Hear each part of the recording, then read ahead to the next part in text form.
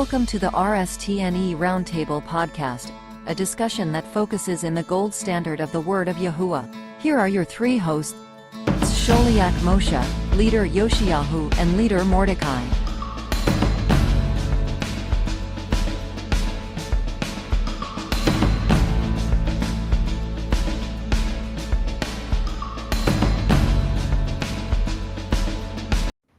Shalom, shalom, everybody. Nice to have you with us. This is episode 3 of the RSTNE Roundtable. I'm here with my peeps. We have the Mordecai, the older, and Yoshi, the younger. Your friends, my friends, and my panel on our round table. Even if it's a square table, it'll still work. So today, I'm going to have to apologize ahead of time. Today's topic, at least when we get started, things might heat up later on, but at least when we get started, it's going to be very boring because it's going to deal with history.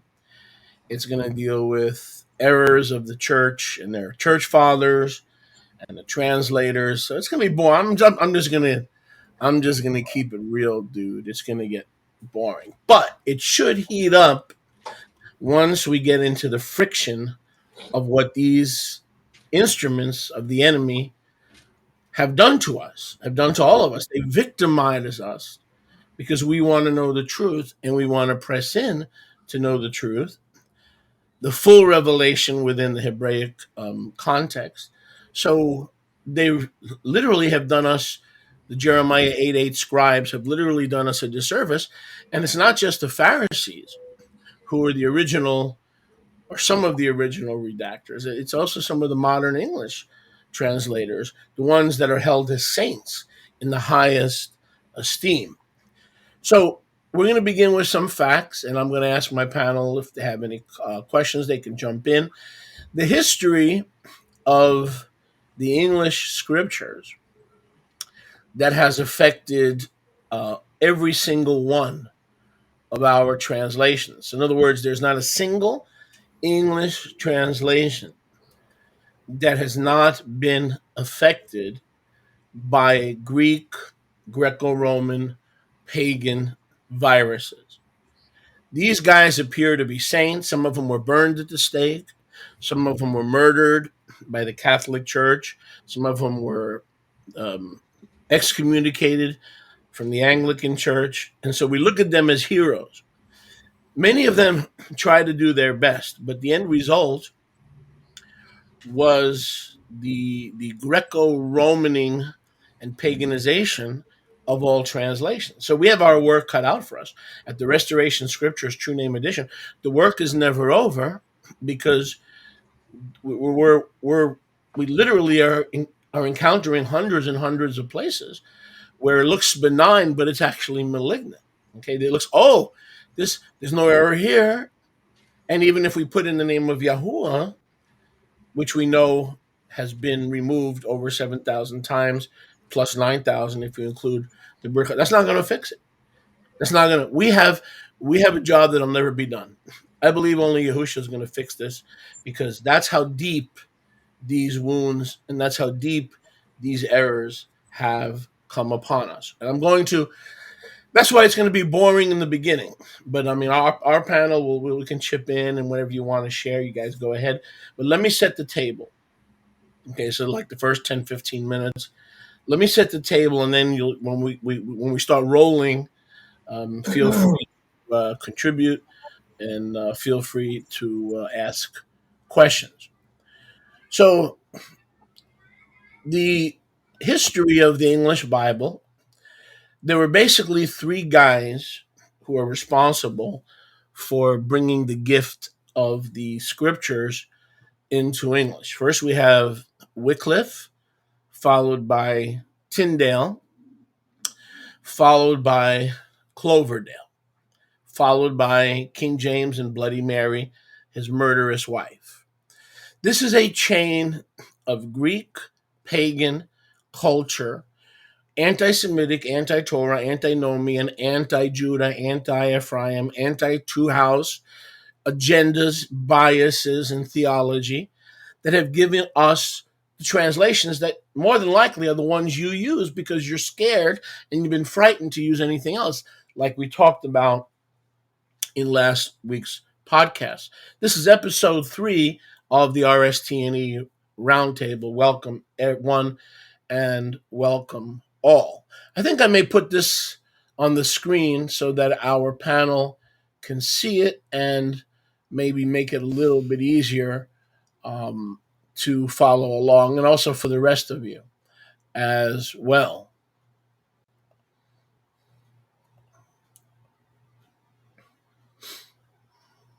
Okay, I'll make things just a tad easier. Some of this is out of order, but the facts are not, and what's really out of order is their misdeeds. The true history of the English scriptures regarding John Wycliffe, Tyndale, Cloverdale, and King James himself. Their lack of understanding Hebrew, Aramaic, and Greek is astounding, at least enough to put together a good translation. We find that all of them, and we try to talk a little bit more about this later, used the German translation by Martin Luther, as well as the Latin Vulgate, to form the basis of English scriptures, meaning they are non-Hebrew and Aramaic based. They are Latin and Greek based. We also discuss how King James in the Geneva Bible was a convention of deacons, and then the king who relied solely on Tyndale and Cloverdale's errors, their biases, and their antinomian attitude. So here we have the basic history of the English Bible scriptures. Wycliffe, Tyndale, Cloverdale, and King James. John Wycliffe made his own translation. Some of his followers, called the Lollards, helped copy it. There were relatively few copies made because the movable type printing press had not been invented and all copies had to be made by hand. Tyndale, who followed up on the work that John Wycliffe, by the way, John Wycliffe never translated the scriptures. He never finished. Okay?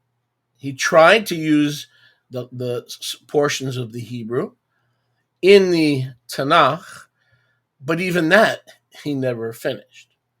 None of these guys ever attempted to use the Hebrew and the Aramaic manuscripts for the New Testament because they didn't have them, they didn't want them, and they didn't even believe that it existed. Let me say that again.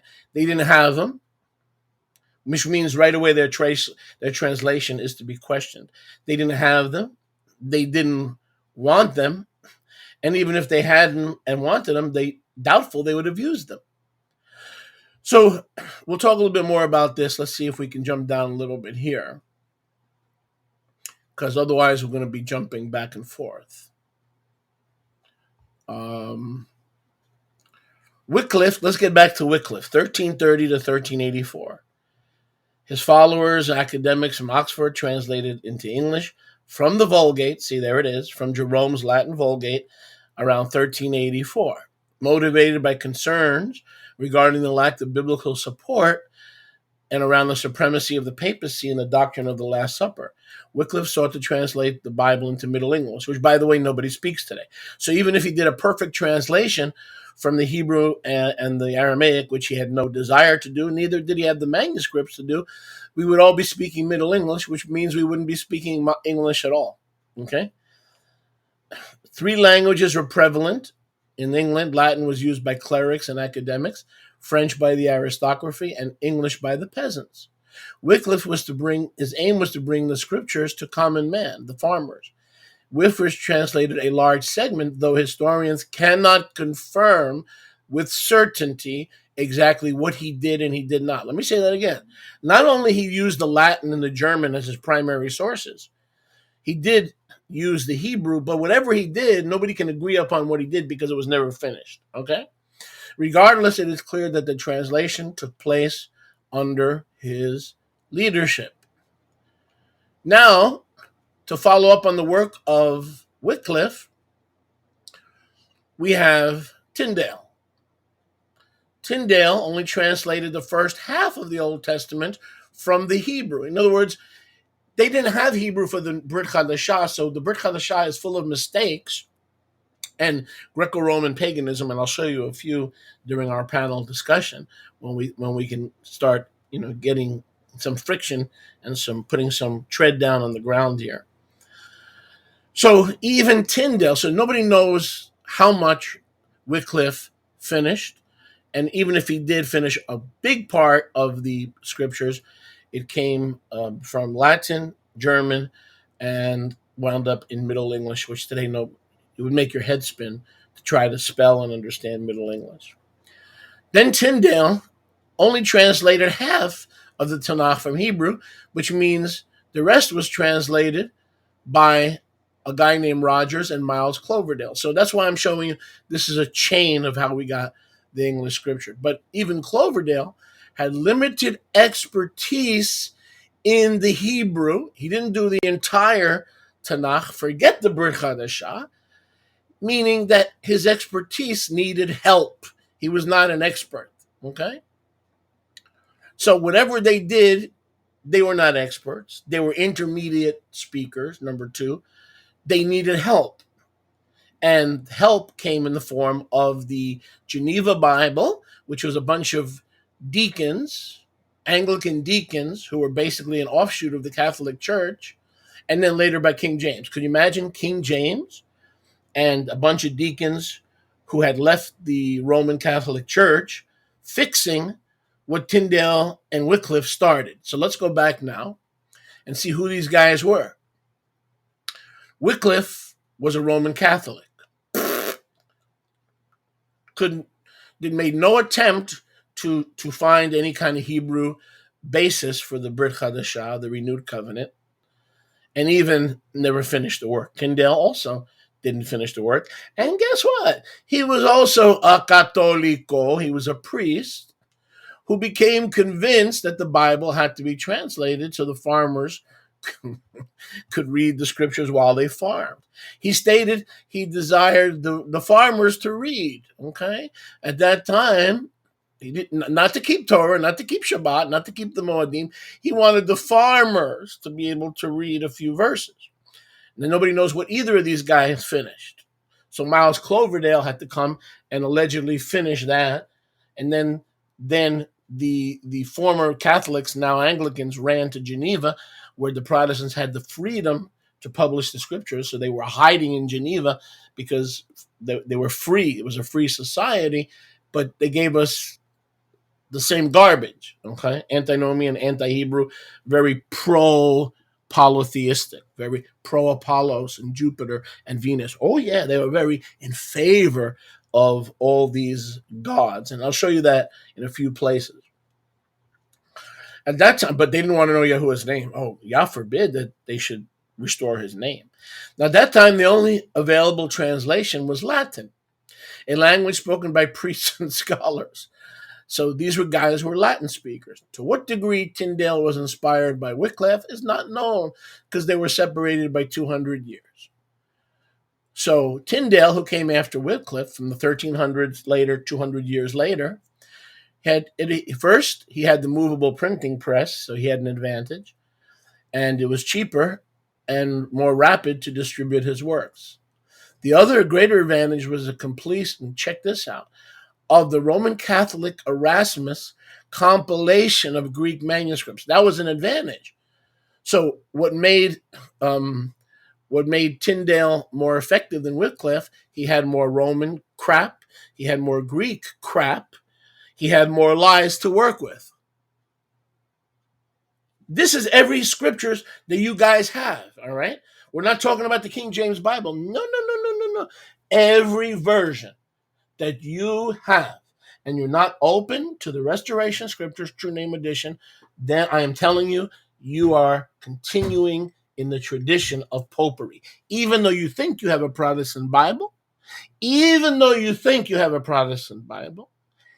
you are continuing in the awful tradition of popery. You basically have a Catholic Bible and you don't know it. How does that make you feel? How does that make you feel? Doesn't make me feel good. Is there enough truth in there to come to Jesus? Yep. So you had your come to Jesus moment. But there's not enough truth in there for you to be discipled and prepare for the kingdom and prepare to live in the Father's house. There's not enough in there to disciple you. There's enough in there to mislead you and put you off the straight and narrow path. But there's enough to bring you to Jesus. You had your come to Jesus moment. So yes, it worked. It did work because we didn't speak Latin and we didn't speak Greek. So yeah, I guess we met Yahusha through this stuff. But now do we stay in our diapers and our caca, or do we take our diapers off and throw them to the side? This enabled Tyndale to translate from the original language, the Greek, rather than making a new translation of a translation. This would always ensure more accurate information. Tyndale, who followed up 200 years later, from the 1300s to 1522 to 1535, he translated into early modern English. Okay, there's the advance. You went from Middle English to early modern English. Not modern, but early modern. Tyndale's text is credited with being the first Anglophone biblical translation to work directly from the Hebrew and Greek texts. Now watch this. Although it relied most of the time or very heavily on the Latin and the German. All y'all got is a Catholic Bible. That's what y'all got. And you paid $99 for the leather edition of your Catholic Bible, thinking that it was a Reformed Bible, that it was a Reformed Protestant babble. Okay? So even the great Bill Tyndale, okay, relied heavily. He checked out the Hebrew and the Greek, but most of his translation was of a translation. Even if he had the original Hebrew and Greek, which he didn't, because there are 5,800 Greek manuscripts. No two Greek manuscripts agree with each other, by the way. You have 380 Aramaic Peshitta manuscripts, and everyone agrees with everyone else. There are no differences between the 380 Aramaic Syriac manuscripts that we have. There's no differences. But in the Greek, 5,800 manuscripts, no two match. Okay? But he did, to his credit, he did consult the Hebrew and the German, but chose not to use it. He chose mostly to use the Latin and the German, a tradition built on lies. No Hebrew for the New Testament and almost no Hebrew for the Tanakh, and even his knowledge was like, Boker Tov, Yom Tov, a few words, like some of you. You probably knew as much Hebrew as Tyndale did. Maybe he knew a little bit more. Maybe. It's possible. But are you in a position to translate word for word from any Hebrew manuscript? Forget about the Masoretes and all the changes they made.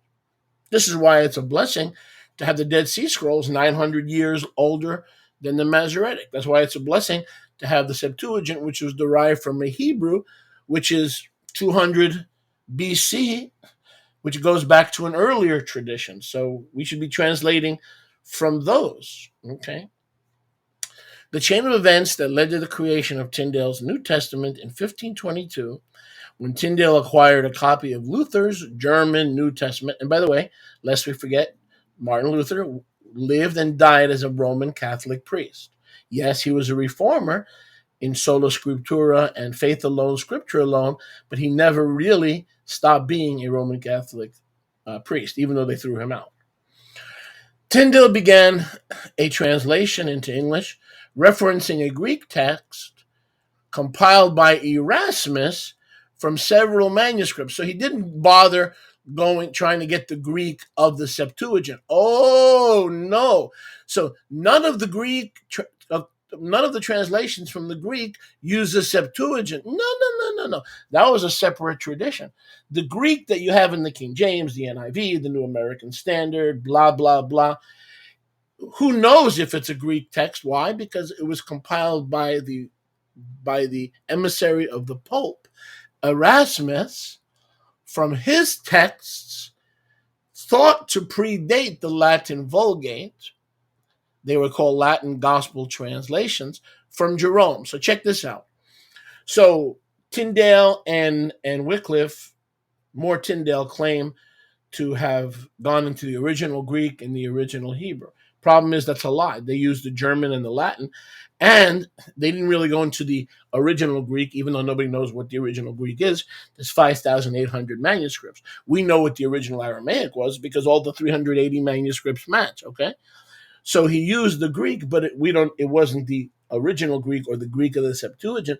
It was a Greek from Jerome's Latin Vulgate, translated from Latin into Greek by Erasmus, and then from Greek into Middle English by Tyndale. But remember, it wasn't the entire Old Testament. It was just pieces. So which pieces are from the Latin? Which pieces are German? Which pieces of our perfect Mount Sinai given English Bibles today are based on Erasmus's Latin or Greek translation of the Latin? In other words, it's a translation of a translation of a translation. By who? By Roman Catholics, papists, who never renounced popery. They just renounced certain aspects of popery, like indulgences and like purgatory, and like the laity not being able to read scripture. They renounced certain aspects of popery, but without ever fully giving up popery themselves.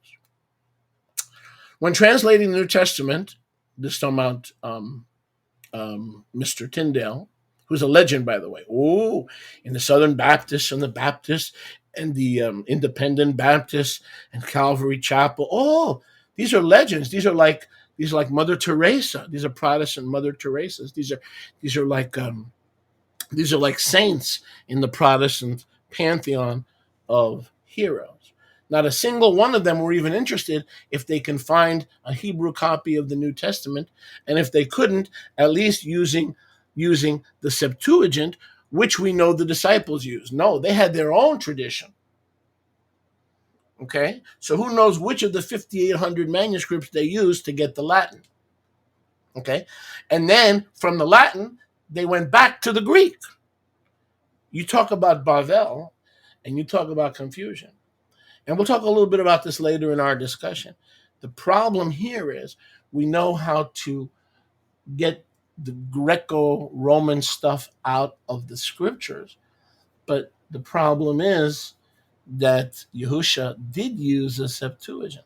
So we have to be careful here. In the process of fixing this, we don't throw the baby out with the bathwater. But more on that later. So when translating the New Testament, he referred to the third edition of Erasmus' anointed Latin Greek New Testament, the Greek being referred to as the received text or the Textus Receptus. In other words, this term received, Textus Receptus, was Tyndale saying that not that he used what Moses had, not that he used the Samaritan Torah, which Joshua wrote, okay, the oldest Torah in the world, the Shomronite Torah. Oh, no. Tyndale credits Erasmus, Latin, Greek. He received it from the Catholic Church, even though he claimed to be a Protestant reformer, so that the received text is known as the Textus Receptus or the majority text. What's interesting is there are manuscripts that are called the minority text that are not part of this conspiracy garbage crap going on here, okay? They are the Vaticanus, the Sinaiticus, and the Alexandrias. And these are called the minority texts, which line up more with the Torah, by the way, okay? But they're never used. Remember, I told you there were 5,800 Greek manuscripts. The ones that are not part of the received text or the Textus Receptus, isn't it interesting? Those are more in line with Torah and the Hebrew scriptures. And isn't it interesting? Those are the ones that are never used. So Tyndale says he based his wonderful translation on Erasmus and German and the Latin Vulgate. Some scholars speculate that Tyndale stayed away from using Wycliffe's Bible because he did not want his English to reflect Old English prior to the Renaissance.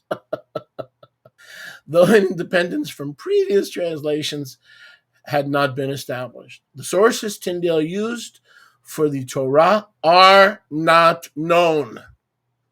This is the real Bible. I got the real Bible. We're not switching. Don't switch. You're a Roman Catholic. That's who you are. You came to Yahusha, and now you're being discipled by the Roman Catholics, claiming to be a Protestant or a child of the Reformation. Does that make you feel good? Does that make you feel positive about yourself? The sources Tyndale used for his translation are not known. Scholars believe Tyndale used the Hebrew Pentateuch or an edition from the Polyglot that may have referred to the Septuagint. If, maybe, may, nobody knows. He didn't translate. He kind of translated. It was 2 books. No, it was half the Old Testament. No, it was, we're not sure how much. Talk about Bavel. He started using more modern English that were subsequently used in the King James. How nice. Tyndale coined some phrases as well. Very nice. Such as blessed are the peacemakers. Very nice. He took it from German and composed modern English phrases like that. Very nice. Very nice. Very nice. Very nice. And, of course, none of this work was finished, so here comes Miles Cloverdale, who was an Anglican politician working for King James, and he finished up the job. Wonderful. And October 4th, 1535, the full, complete English Bible given from Mount Sinai, written by the finger of Satan, Yahuwah, allegedly, was printed. Now watch where it was printed. In Zurich, in Switzerland. Does anybody know what the language of Switzerland is? Yep, German. The Bible was the English Bible. Why was the English Bible translated in a place that spoke German? The Bible was translated by Miles Coverdale and Augustine Friar, another papist. There wasn't one person here that wore tzitzit. There wasn't one person here that kept Shabbos. There wasn't one person here that didn't eat pig. Are you enjoying your English translation? You're a smart guy. You're saving $90 because you don't want to spend $90 on the Restoration Scriptures. That would be a waste of money, right? Because you have the free version. You have the free version. Well, this is where the free version came from. We have ours online free too, because of all your complaining and lies about me. We put that online for free. But you're still complaining about me, aren't you? So you have to find something new to complain about, right? But what about Mr. Cloverdale, who was the last one on behalf of King James and whom King James relied on? Oh, he relied on one of his politicians.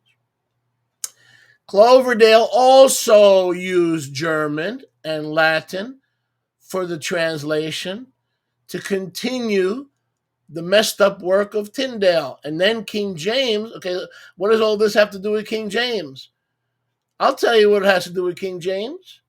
King James authorized it. Haven't you read the authorized 1611 king?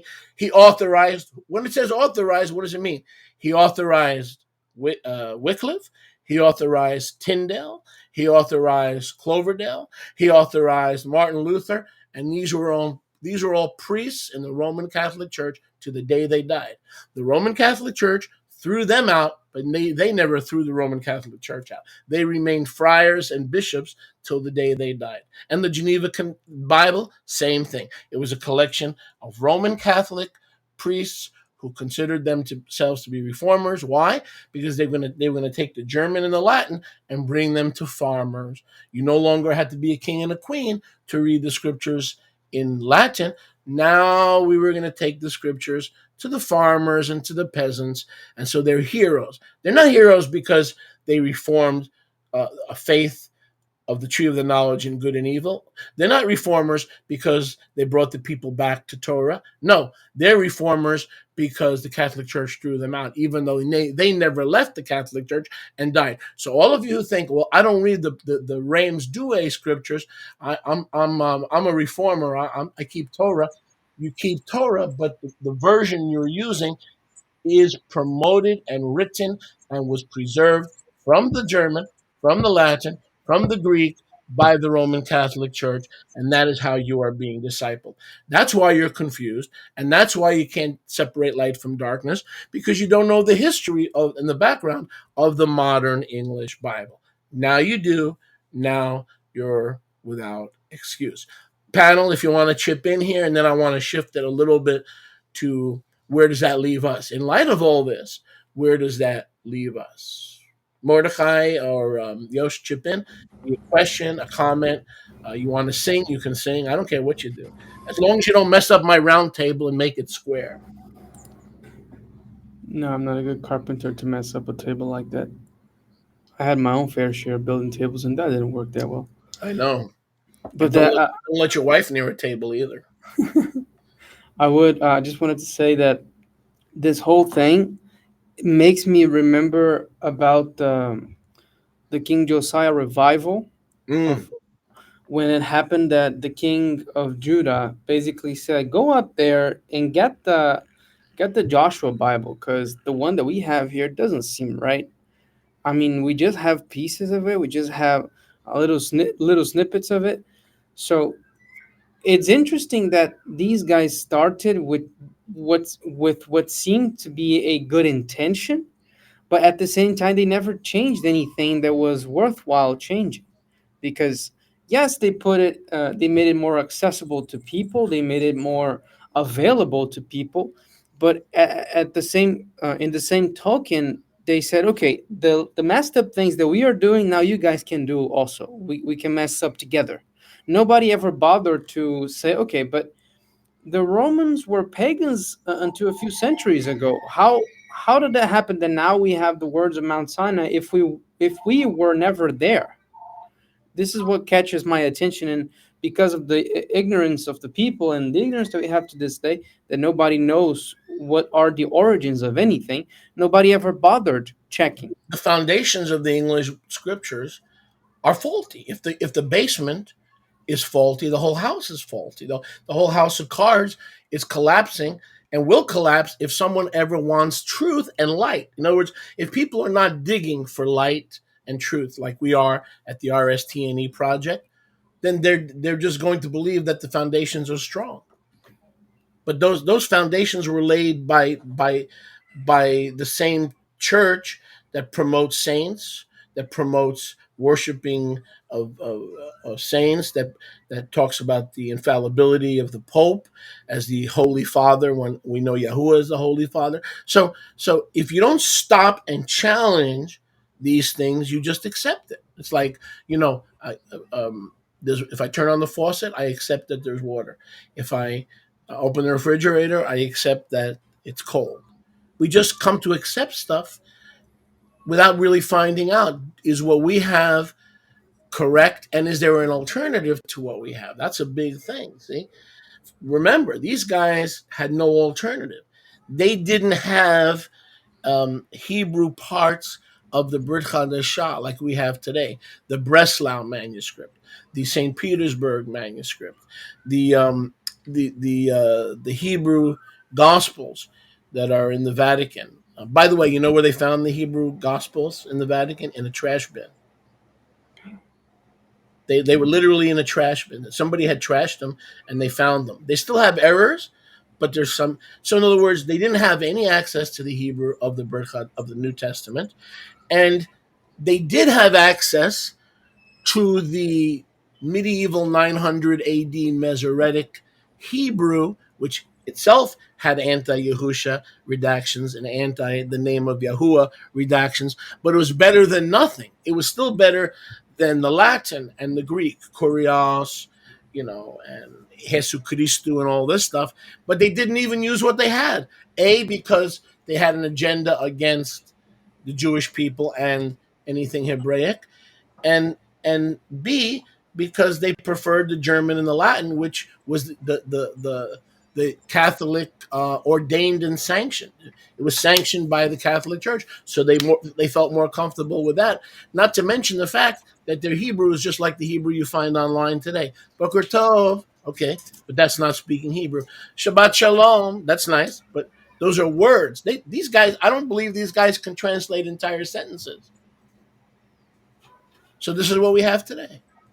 Yep, it's a comfort zone moment, because I understand that there is the historical context that peasants didn't have food, let alone the accessibility to knowledge to know that, yeah, the Greece was not the first nation.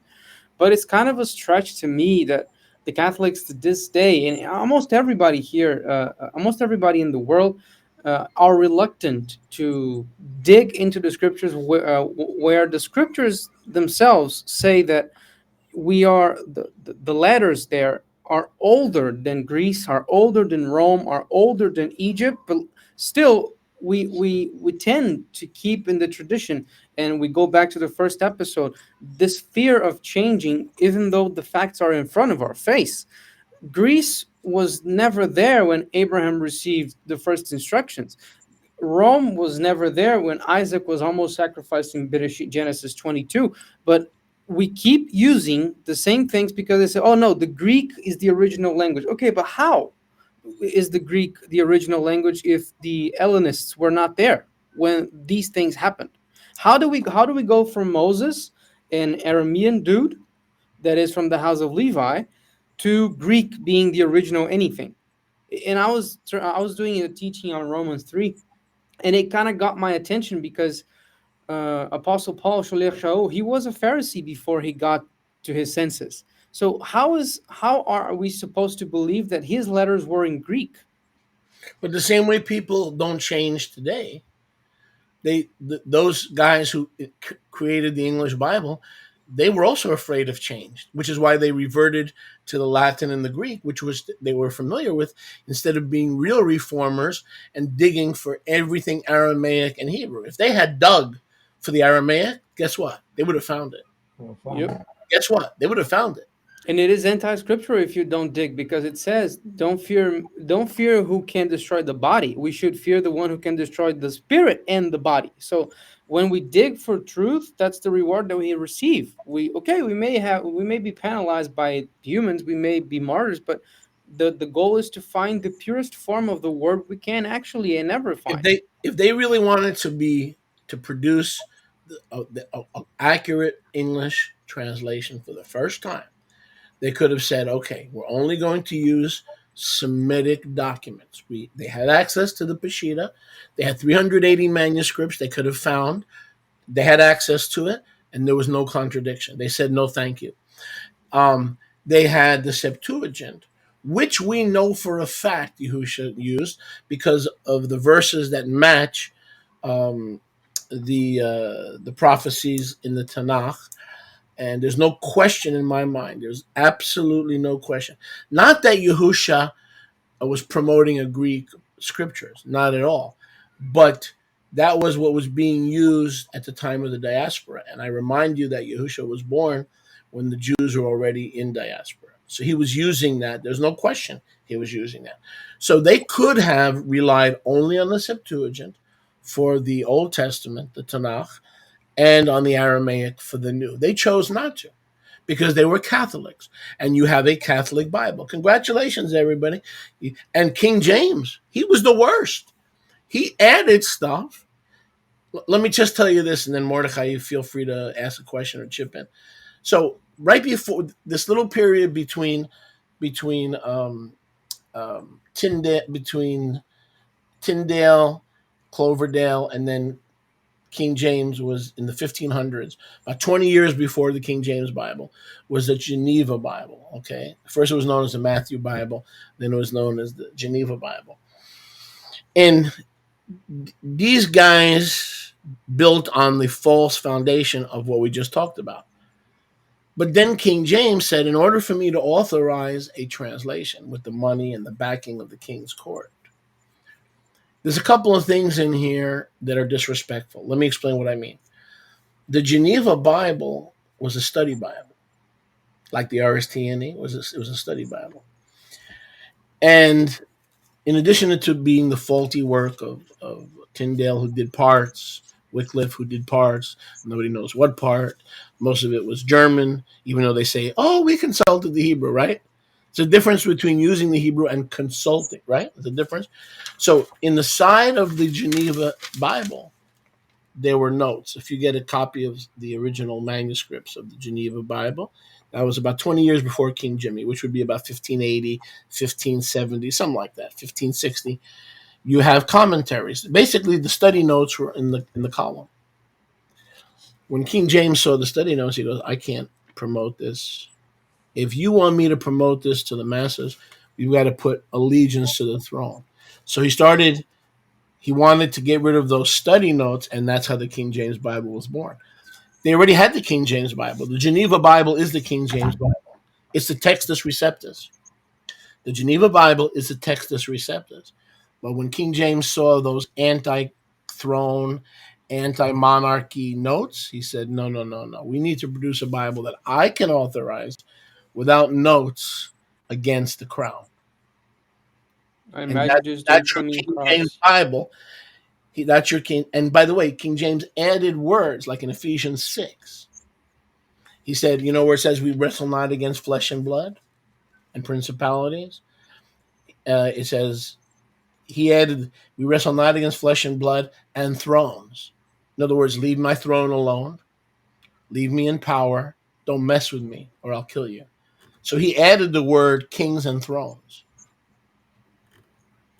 Is this crazy, man? This is crazy stuff. But don't fool yourself. The King James Bible is the Geneva Bible, but King James wouldn't authorize it because he perceived comments in the study guide or the study part on the side as being anti-monarchy.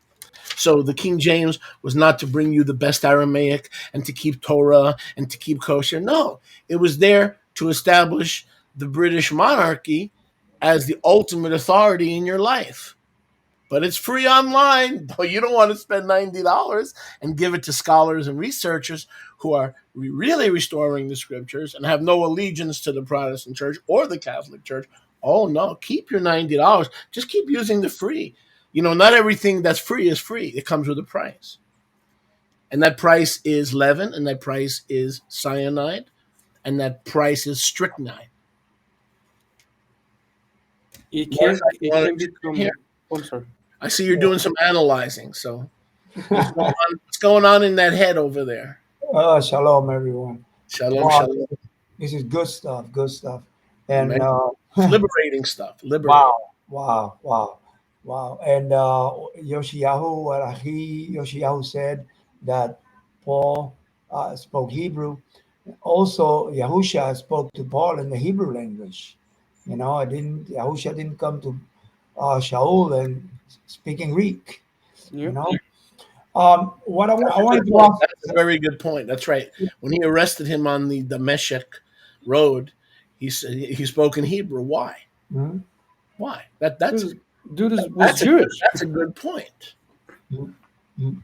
So you mean Yahusha wasn't using the Jerome's Latin Vulgate, or No, Yahusha wasn't using Erasmus's scriptures and said, Paul, let me get a hold of the Erasmus scriptures. You know what? They should change the name of Erasmus to Erasmus, like Error, Erasmus. yeah. So last night I had a kind of like heated debate with this gentleman. He's Jewish, but he professed to be a Christian. He goes to a Christian church. He talks like a Christian. So we were talking about Yohanan, John, the book of John, and I told him that it was written in Aramaic, that the word is milta. He says no, the word is nomos. And we know that nomos means not only, it doesn't mean the Torah of Yahuwah, but it means any kind of law. It could have been law of agriculture, traffic law, because I mean, that was traffic back in those days. It could be any law, but it doesn't refer exactly to the law of Moses or the Torah. So I was telling him that it was written in Aramaic, and it was called the Peshitta. He's a what I call a Hellenized Christian, because everything with him is Greek, Greek, Greek, Greek, Greek, Greek. Mm-hmm. And so I wanted to ask See, you, one second. But in the Aramaic, what's the Aramaic word for Torah? Torah, right? Laura. Okay, but in the Greek, it's nomos. So how convenient, as you said, is it the city nomos? Is it the county nomos? Is it karate nomos? You know, like you said. See, but you don't have that problem in the Aramaic. Torah means Torah, just like it does in Hebrew. Yeah. They're sister languages, and the RSTNE uses a lot of Aramaic. Mm. Go ahead. Yeah. So yeah, we also talk about Miksat Maseh Torah, because he was saying, oh, the works of the law. If you continue the works of the law, I say, wait a minute, what is works of the law to you? Oh, keeping Torah. I said, well, how you say works of the law in Hebrew? You know, I was reading in the Dead Sea Scrolls. He's like, well, he didn't know, so I told him, Miksat Maseh Torah, and I explained it to him. But he continued. So my question to you is, if you could please share a little light on the book of John, the original book of John, uh, was written in Aramaic about Milta, and I'm going to take notes. Yeah, I can do that briefly, but I want to, Yeah, briefly. keep discussing stuff. I Yeah. mean, basically, there are different words for the word. Okay, definite article, the word. You have the Hebrew davar, which is obvious. You have the Aramaic memra, which is used in the Targumim. You have the main Targumim of Aramaic were used in the synagogues at the time of Yehusha. They are the Targum Onkelos and Targum Yehonatan, or Jonathan and Onkelos. One of them translated or paraphrased the Torah into Aramaic. The other paraphrased the rest of the Tanakh into Aramaic. And that was in use throughout Judea, except in the synagogues where the Hebrew was used for the liturgy. Then we come to the Greek, where the word is logos. Um, and then we have the unique word milta. When it's interesting you mentioned that, I want to show you on the screen um, the word milta in the Aramaic. And you'll see that it's a unique word because it implies neither male or female. It's gender neutral. And let me get this up on the screen here for you guys, and you'll see that we're not making this stuff up. Okay, so um, I'm going to screen share this, and everybody can see it. There it is. Okay, now it's very difficult to read for me as a Hebrew speaker the Aramaic letters. I can make out Aramaic words because they're sister languages. Okay, and this will lead us into the next episode, which is number 4. This is episode 3, but you can see right here. In the beginning was the Milta. It's not male or female. It's gender neutral. Logos, okay, is has gender. Davar is gender, female, but Yahuwah chose a word to describe Yahusha as Almighty Yahuwah. There's no Savior but me, Isaiah 43:11. So in the beginning was the Milta. Watch this. And he, the Milta, was with Aloha, and Aloha himself was the Milta. So not just the Milta became flesh. Yeah, Aloha himself was the Milta. And maybe we can talk about this Aloha Allah stuff in the next episode. But you see here, this one, the Milta, was existing in the beginning with Aloha. You're sharing your screen, sir? Oh, I didn't. Oh, I'm sorry. I didn't put it up Yeah, there. no, because it's not up there. I'm sorry. I'm sorry. Now you see it, right? Yep. Okay, yeah. So I'm not going to go over the whole thing, but you see it here. In the beginning, there was Milta. Let me make it bigger. Just scroll up a little bit because we are seeing just verse 2. Yeah. Better? No, we are seeing just verse 2, like a I can frozen fix image. I can fix it. There you go. Okay? Still just verse 2. Yeah, I know. I'm gonna. Oh, so you're not seeing the very top. No, we are seeing just from verse 2 and under. Now we see it. Okay, now we see it. Okay, so rather than take time, you see it right there. In the beginning was Milta, the Word, and the Milta, and he, the Milta, was with Aloha, and Aloha himself was the Milta. See? And then you see the similarity to Hebrew. The Chaim, the Chai, existed in him. The Chai, not Chaim, but Chai. See, it's very similar. This is the Nura. In Hebrew, it's Or, right? Or, the Or of the Olam. Here, it's like Or. See? Ora, Nura. See, you see how similar it is? But the bottom line is that here's your Milta. So we believe this more than likely is the original. And to get back to what Mordecai was saying, brother, my experience is that people that are seeking for truth will not debate; they will receive. Yep. Once you get into a debate, the word says that you're talking to someone who is a disputer of this world system. The scripture says they are a disputer of this world system. They're not when you and I were hungering and thirsting after righteousness, were we debating with Yahuwah? No. Were we debating with his shlichim? No. When you walked into Miami all those years ago, you weren't there to debate with me. You were there to learn, right? So as soon as someone starts debating you on the internet, you don't have a student. No, this was at the karate school because he goes there and practice. So then, but I told my daughter was there, and I said, "Look, I'm sorry I even argued with this gentleman.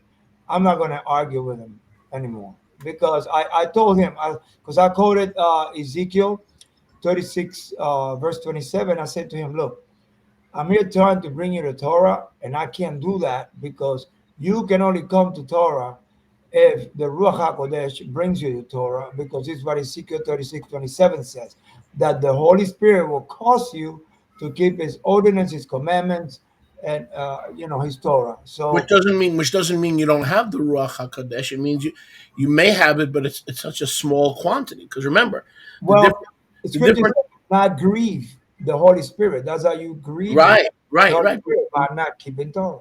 right. But remember what Yahusha said? He said, I'm sorry, the scriptures. To him was given the Ruach without measure. So Mhm. a person who's not keeping the Torah, even though, like you said, Ezekiel 36 says, when I put my Ruach inside of you, they will keep the Torah. One of two conclusions. They don't have the Ruach, or they do, as a possibility, but in such small quantities that they need a lot more before their eyes are open. See what I'm saying? The either possibility. Either possibility. But yeah, but honestly, I started out that way. When I first got saved, I was a member of the Woodhaven Baptist Church in Queens, and I began to realize that this was not the full counsel of Yahuwah, and I wasn't satisfied, and I was hungering and thirsting. So, if other than debate, right? If this man or any person is seeking, Yahuwah will reward that. He will reward that, but they're gonna have to lay aside that spirit of the age, which is to debate, right? You, Mm. you even see Yeah. the world can't get that right when they say, okay, there's going to be a presidential debate, right? Then they get up on stage. They're not debating, they're shouting at each other. One person makes a point, the other person doesn't address the point. Then another candidate makes a point, they don't address the point, they just shout a different opinion that has nothing to do with the point. So they're not really debating. Most people, in order to debate, you have to listen and then you have to address the point, not change the subject. Most of these debates, if you notice, when you answer their question, then they change the subject. All the time. Yes, that happened last night so many times. I asked him, I say, is the Torah spiritual? No, Torah is not spiritual. And I say, okay, will you please read Romans 7:14? And he read it. Then as soon as he read it, and it says that the Torah is spiritual, then he said, no, I didn't say that it wasn't spiritual. And then it was just crazy. And Yeah. everybody that was here, that was there, so and then he changed the subject, like you say. Debate is not the art of No, change, it's the art of being right. That's all it is. People wanting to be right over the Yeah. other person. Well, how many people are right today because they believe that the King James Bible, they don't know anything about Tyndale, they don't know anything about Wycliffe, they don't know anything about Cloverdale, they don't know anything about the homosexual married. Maybe she started murdering person because she was looking for a real man, right? Her husband was a homosexual. These people are whacked, man. They lived and died as Roman Catholics. If you asked 1,000 people on Facebook, they would tell you, oh no, they were Protestant reformers. They didn't reform anything to the left of Matthew, and they didn't reform anything that had the word Hebrew associated to it. I'm a reformer. Mordecai is a reformer. These people are not reformers. Yep. Can I say something? Go ahead, man. It's a Um, round table. we Don't make were my table square. I'm gonna come up with a new song. Don't make my table like Elvis voice, like don't make my table square. All right, go ahead. two things that we were talking and tackling in in the second episode, and here also, that the reason behind things. And as you said, you were pointing out the whole history of the English Bible specifically, because we know there are, the Bible is in every language nowadays, but the origins tend to be the same. But in Jeremiah 51, we have a very strong warning to keep in the traditions, specifically of the Catholic Church. In verse 45, it says, "Come out of her, my people." And we see in context that we are talking about the Anglican or the Catholic Church, and the whole basis of the English scriptures are Catholic. So how are we supposed to be his disciples if we are neglecting one of the biggest instructions or orders that we have, to come out of something that offends him and puts all of his things in jeopardy? So we are supposed to come out of her, of who, of whom? Uh, we are supposed to get out from the Catholic Church, their traditions, and everything that is antinomian, that they project forward, that they promote. And how do we do this? We basically try to get and dig for versions that try to preserve to the best of their capabilities the right things, the right traditions, the right origins, as we are trying to do in the RSTNE. I say we because you are doing the whole thing, but I help you with some of the stuff.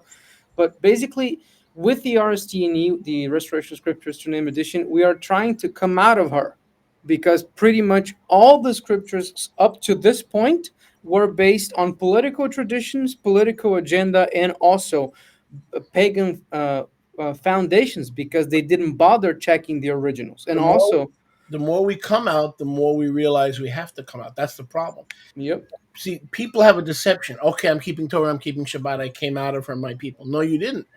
The more we come out, and I'm going to show you this later, maybe in the next episode, the more we come out, the more we realize, no, there's more to come out from. yep, These people look at, I've come out of Babylon, I'm no longer in the church, as a congratulations one-time event. yep. It had nothing to do with like one-time events. Yeah, our walk is continuous, it's constant. And as much as you get out of her, like I wasn't a church member before I got saved. I was a full-fledged pagan, so I didn't know all of these stuff about the church, and everything that the church preaches wrong, and everything that the Catholics did. I couldn't care less about them. But it is visible that no matter how far we go, no matter how deep we dig, we find the Catholic Church in our scriptures that we consider to be completely set apart. Yeah. But Yahuwah, that doesn't Yeah, mean but that even though Yahuwah you didn't were a preserve pagan, his man, word. even though you were a pagan, those video games that you were playing as a pagan, sitting in your room depressed and suicidal, guess what, man? Even that was influenced by the Vatican. Yeah, pretty much. You thought you were just, oh, I had nothing to do with religion. Yeah, but religion had something to do with you. Yeah. And that doesn't mean that Yahuwah didn't preserve his word. No, he did. He is flawless. His word is here forever. But the thing is, people are trying to dissuade them for their own purposes, and they don't care about salvation. They don't care about people's souls. They just care about political agendas, as we saw with Revelation 1:6, with the Anglican Church, Yeah. with all the revivals of the House of Windsor. That our scriptures are untouched because we have the original. But No, Israel is not in Greece. How are we Original. supposed to work with the Greek language if our language is supposed to be Hebrew? And also, Yahusha said to the Pharisees in Matthew 15 when they were talking about, oh, why don't your disciples wash their hands before eating? In other words, why are you not following tradition? That seems to be socially wrong. But in Jeremiah 51, it says, come out of her, my people. Her traditions count as well. It's not about, oh, I don't eat pig anymore. Okay, cool. You're supposed to do that. It is an obligation. We are talking about uh, going the extra mile to come out of her. And that means everything that is linked to her. I'm not saying that the RSTNE is a perfect work that is flawless. No, we are updating as Yahuwah gives us revelation and We're the not Ruach utters. we're not But perfect, but we're light years ahead of that stuff. yeah, but we are trying. That's the thing. We are trying. The revelations are being received and analyzed. We are not just putting it there because somebody woke up a Thursday morning and said, okay, let me change that. No, it is, we have the chain of the manuscripts. We can confirm them. We try to check the date as much as possible to see if it's valid. We cross it, we co-reference to the Torah to see if it's actually valuable. So for those of you that are reluctant or hesitant about buying the RSTNE, you are basically contradicting scripture to a certain You're extent. stuck where you are, man. You're stuck and also contradicting scripture to a certain extent because Jeremiah says, get out of there. Try as much as you can to get out of the Catholic But what traditions they don't because, understand is that it's a never-ending process. yeah. There's so much to get out of. We'll cover some of that. Two points, and then Mordecai, you can jump in, and then we have to finish this episode. Number one, we who are doing this work in the RSTNE, okay, we have no fear of change because Yahuwah is the same, but the change that we are changing is the work of Erasmus. The change that we are changing is the work of Wycliffe. It is not the work of Yahuwah. We are not changed. We don't have fear because we are not attempting by any means to change the words and the work of Yahuwah. We have no fear because we realize the changes are necessary to get back to the word of Yahuwah. That's a big difference between us and the church fathers. The church fathers were afraid to change to the Hebrew and to the Aramaic, right? They're the ones who are afraid to change, and that's the Bible everybody has now. People who were living in fear of changing, really changing. They got thrown out of the Catholic Church, and they still died Catholics. What does that tell you? We don't have that fear because we're not changing Yahuwah's word. We're changing popery and papacy masks that are parading as Reformed Protestant Bibles. Number one. Number two, and we'll carry this over to the next episode. We have to be careful here at the RSTNE project with the Greek because, to be honest, we have the Dead Sea Scrolls and we have the scroll in India and all these things that these folks didn't have. So we have to admit that they did not have access to it, but they were not hungering and thirsting after it either. Because I believe if they were hungering and thirsting after it, Yahuwah would have given it. I believe he would have given it to them hundreds of years before he allowed it to be found. But we have to be careful with the Greek because, on one hand, the Greek is an open door for the pantheon of polytheistic gods, right? On the other hand, if we throw out the Greek, we deny what Yahusha that he used the Septuagint, which matches with the Tanakh, as opposed to the Masoretic text, which doesn't match with the Tanakh because the rabbis made sure it wouldn't match. So we got to be careful about this. We can carry this into the next episode. We want to throw out the Greek. But if we're not careful, the Septuagint is the only, in my view, legitimate Greek document that the Masoretes didn't mess with because 70 Hebrew scholars, not Erasmus, not Wycliffe, not Tyndale, 70 Hebrew scholars commissioned from Jerusalem translated the Hebrew from the Greek. So there is a Greek, not one of the 5,800 manuscripts of the New Testament. There is a Greek we cannot get rid of. We got to be very careful here. because I've heard people who are doing their own translation now, new guys, okay, new translations, and they're saying we're Greeking it out. We're Greeking it out. We got to get rid of everything Greek. I agree with the premise, but what are we Greeking out? Are we Greeking out the 5,800 variants of the New Testament, or does that include the Septuagint? See, we'll talk about this a little bit later. There was never a problem with the Septuagint, but if you're going to go radical and you're going to Greek everything out, now you got a problem, because you're left with the Hebrew Old Testament, and the only one we have is the one doctored by the rabbis in the Middle Ages that was compiled from 700 to 900 AD over a period of 200 years. So if you just throw out the Septuagint because it is Greek, because you want to come out of her, my people, now you basically have to rely on the anti-Yahusha redactions of the rabbis and the vowel pointing to mistranslate and mispronounce words. So we have to be careful here. I would amend it like this. We got to get rid of all the Greek as long as we have the Aramaic and the Hebrew in the New Testament. We must preserve the Septuagint because that's the only one that's not been anti-Yahusha doctored. So we can't really get rid of the Greek. We can get rid of the New Testament Greek, which is what they used. We can't get rid of the Septuagint because that's more reliable, because the rabbis didn't mess with that. Mordechai, any closing thoughts? And then we'll pick it up in the next. I have a question. I don't know if it takes too long to answer, so maybe. Yeah, let's start the next episode. Let's start the next episode with your question. How's that? Yep, that'll be good. All right, guys. We'll see you next week. All right. See you next week. Shalom from the RSTNE Roundtable. Welcome to the RSTNE Roundtable podcast, a discussion that focuses in the gold standard of the word of Yahuwah. Here are your three hosts, Sholiach Moshe, leader Yoshiyahu, and leader Mordecai.